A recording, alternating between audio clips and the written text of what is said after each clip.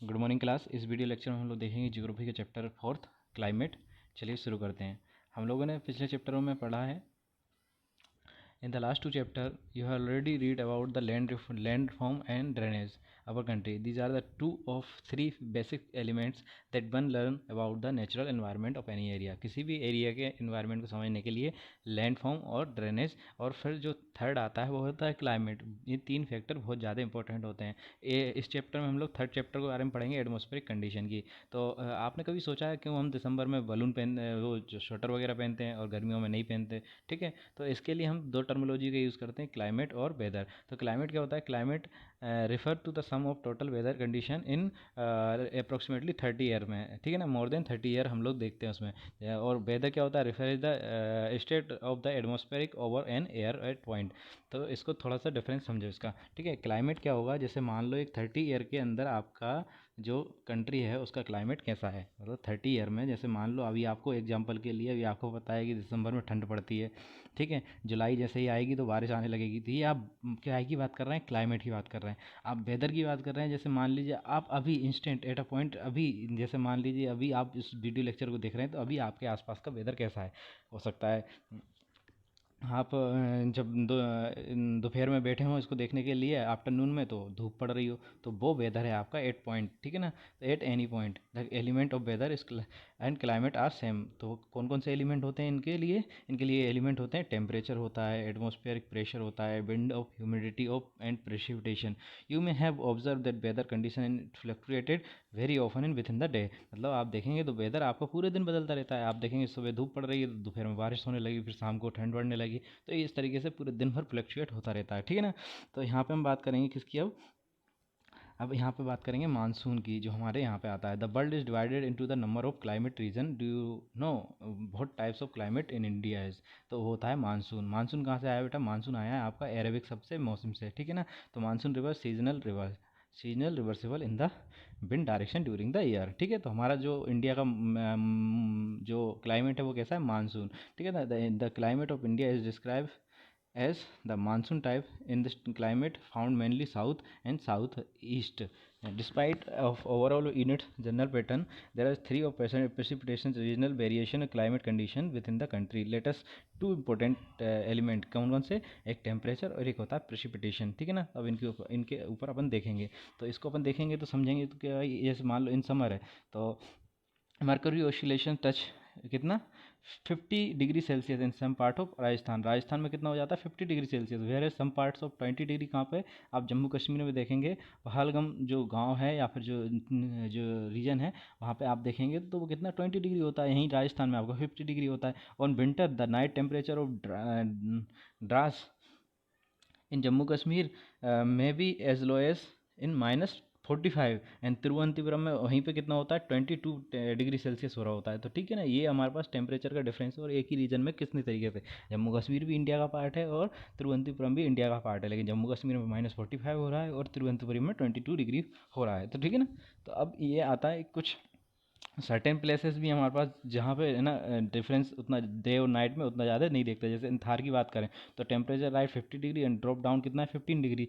मतलब 50 डिग्री होता है दिन में और रात में 15 डिग्री होता है। On other hand there is hardly difference in day and nights. कहाँ पे? अंडमान निकोबार में आपको ज़्यादा डिफरेंस देखने को नहीं मिलेगा। ठीक है ना, और आपको कुछ पार्ट्स आपके केरला के ऐसे हैं जहाँ पे आपको ज़्यादा डिफरेंस देखने को नहीं मिलेगा। ठीक है ना, तो यहाँ पे बात आती है कि let us looks the precipitations. There are variation not only the form of types of precipitation but also amount of seasonal distribution.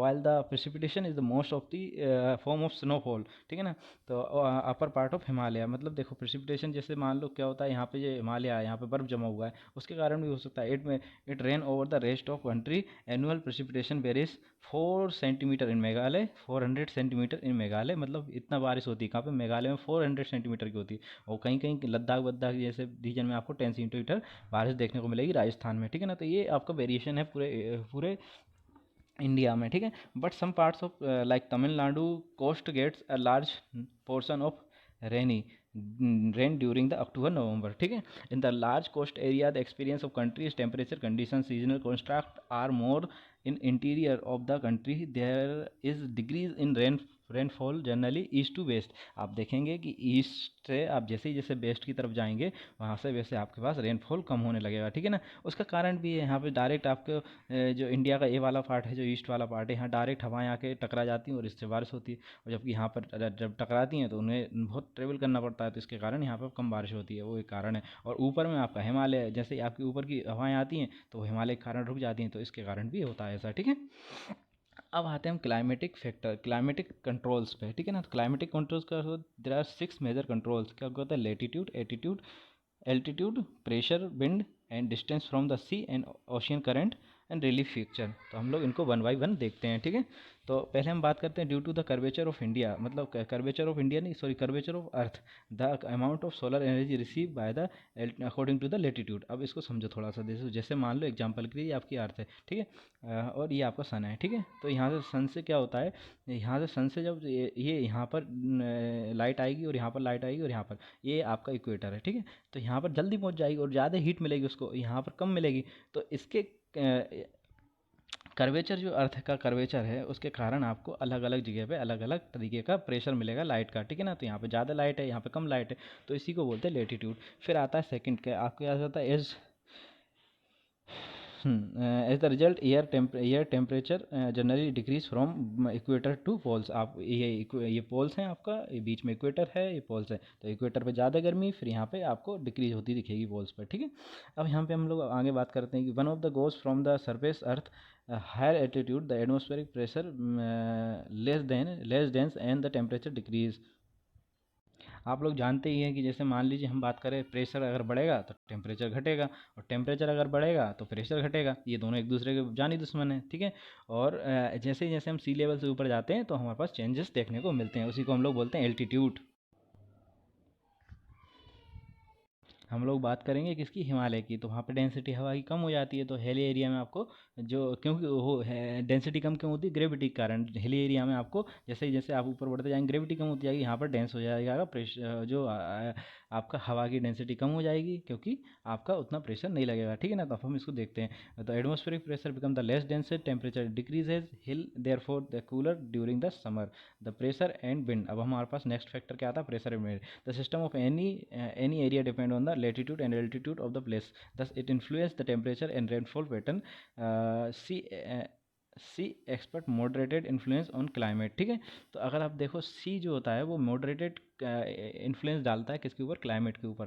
देखिए जैसे धीरे धीरे ठंडा होता है सी, और धीरे धीरे गर्म होता है, मतलब एक ओशियन वाला या सी वाला रीजन है, वो धीरे धीरे आपका ठंडा होगा, धीरे धीरे गर्म होगा, तो उतना ज़्यादा इन्फ्लुएंस नहीं आता, इसीलिए हम लोग बोलते हैं मॉडरेटेड इन्फ्लुएंस, ठीक है, इसी को बोलते हैं, ठीक है ना। और ना तो ज़्यादा जल्दी गर्म होगा, ना तो जल्दी से ठंडा होगा। तो और हमारे पास पता है कि हमें जो विंड है, जो कहाँ से क्या फ्लो करती है, हाई से लो की तरफ, तो हाई से लो उतना ज़्यादा डिफरेंस हो नहीं पाता, वो फ्लो नहीं कर पाती, इसलिए वो हमेशा एक सा वहाँ पे क्लाइमेट बना रहता है, या फिर वहाँ पे वेदर बना रहता है, ठीक है। अब आता है distance from the sea increase by the mode, sorry, next क्या है? People experience the extreme weather condition, the condition is known as continentality, ठीक है ना। तो इसको भी आप यहाँ याद रखें, ये भी आपके पास डेफिनेशन आ सकती है कॉन्टिनेंटलिटी की। मैं दोबारा रिपीट कर रहा हूँ, as the distance from the sea increase, मतलब जैसे ही सी से इंक्रीज होगी, its moderated influence decrease, the people experiences extreme weather condition, this condition is known as continentality. Continentality, ये आपको डेफिनेशन याद करनी चाहिए, ठीक है ना। अब आता है ओशियन करंट। ओशियन करंट क्या होता है? As long with the on shore wind affected the climate coastal area, for example any coastal area with the warm cooled current flow the fast warm cooled air। मतलब आपका जो हवाएं हैं गर्म लेन को इफेक्ट करती हैं, ठीक है। अगर जैसे मान लो, अगर एग्जाम्पल के लिए हम बात हैं, सी से अगर ठंडी हवाएं आ रही हैं तो वो लैंड की तरफ जाएंगी एक पर्टिकुलर, तो वो उसको ठंडा कर देंगी। अगर गर्म आ रही है तो गर्म कर देंगी, तो इसको ओशियन करंट बोलते हैं। ओशियन में किस तरीके की उस समय पर्टिकुलर किस तरीके की विंड फ्लो हो रही है। अब आती है रिलीफ की बात, आती है रिलीफ की बात। क्या आती है बेटा? इसको समझो। जैसे हाई माउंटेन है, यहाँ पे अब हवा आ रही है, और हवा आके यहाँ पे विंड जो है ना टकराएगी, और यहाँ पे रोटेट हो जाएगी, तो इसी को हवाओं को रोक देते हैं, इसी को रिलीफ बोलते हैं, ठीक है। तो relief play to major role in determining the climate place high mountain as that barrier, और कोल्ड और हॉट विंड के लिए बैरियर का काम करते हैं, उसी को रिलीफ बोलते हैं, ठीक है। अब हमने यहाँ तक बात कर ली इन सारे फैक्टर्स की। अब हम इनको बात करेंगे in the sense of India, वो हम नेक्स्ट लेक्चर में देखेंगे। Thank you.